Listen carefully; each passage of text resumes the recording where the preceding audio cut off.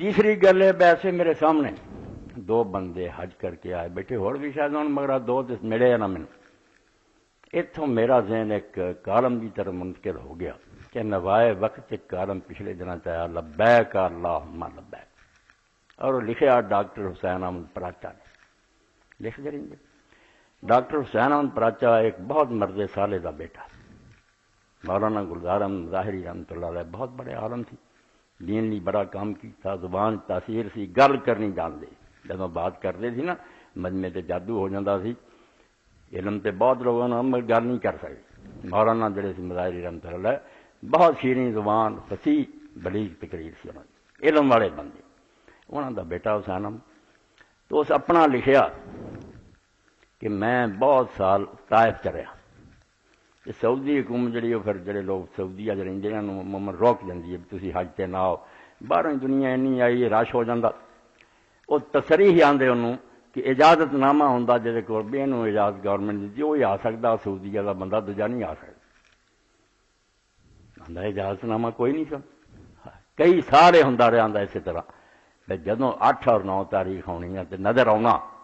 مکہ معظمہ تو احرام بن کے حجی تر پہ لبیک اللہم لبیک ہو رہی ہے تو میں بے قرار ہو جاتا آنسو بہندے اور بے چین ہو جاتا بھی ایڈی دوروں آیا میں طائف بیٹھا 40 منٹ کا سارا رستہ میں پھر 8 تاریخ نے اپنی جی آخیا جی چلنا ہی نال تے احرام بن لا کئی باری من گئی کئی سالوں چ انہیں آخیا نہیں تو یہ مہم سار کر کوئی اور دوست من لینا تو دسدا پیسے جیسے پھر اس گڈی چ آئے تو آ کے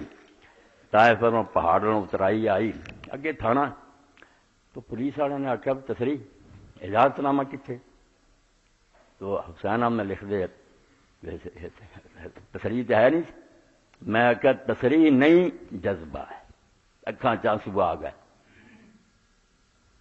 اجازت نامہ کوئی نہیں شوق ہے تو تھانے دار نے آخیا دیکھ کے میری اکھاں چانسو کہ یار تسی پاکستانی لوگ جڑے نا جذباتی بہت تسی اس بارے پتہ نہیں تواڈے اندر کی ہے تسی مکہ اور مدینہ جڑا دی یاد سے روندے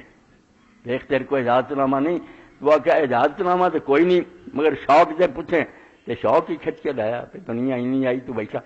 انہیں آخیا جا کسی اجازت نامے کی ضرورت نہیں چلا جا اگے پھر انہیں حج کے بارے بیان کیا پھر لبیک اللہم لبیک دا عنوان سی چند دن ہی ہوئے نوائے وقت چھپیا حال یہ ہوئی ہے کہ حج ہوندیاں ویکھ کے نا جڑا تڑپدا نہیں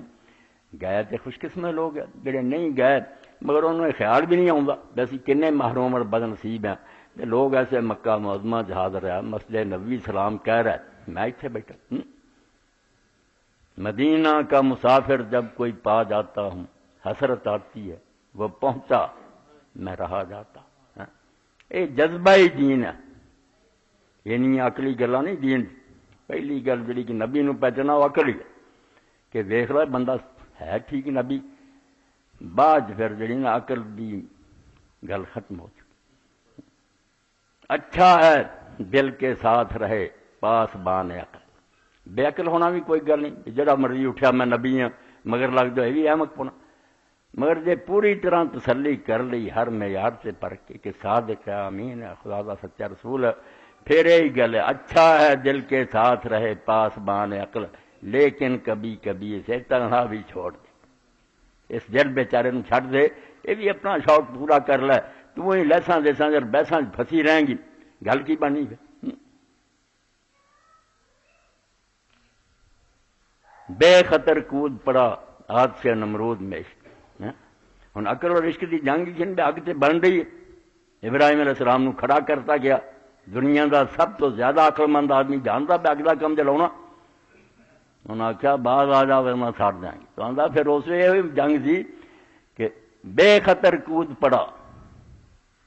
ہاتھ سے نمرود میں عشق عقل تھی محو تماشا لبے باں اور چھت سے بیٹھی تماشا وہدی تھی بھی یہ سڑ جانا اور اس حضرت ابن عباس رضی اللہ عنہ فرماتے